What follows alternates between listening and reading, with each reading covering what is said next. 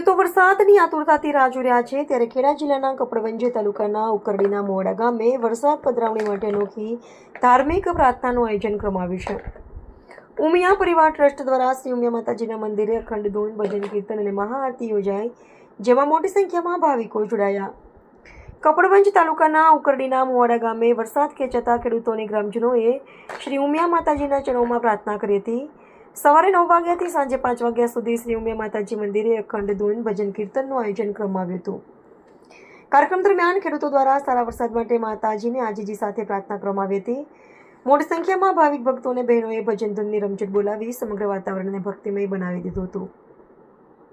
આ પ્રસંગે બાલકૃષ્ણ ભજન મંડળી ઉકરડીના મોવાડા, તુલસી મહિલા ભજન ઉકરડીના મોવાડા, ગોપી ભજન મંડળ ઉકરડીના મોવાડા, ઉમિયા ભજન મંડળ કપડવંજ તેમજ દંતાલીના કૃષ્ણ ભજન મંડળની બહેનોએ મધુર ભજનોની રજૂઆત કરી હતી।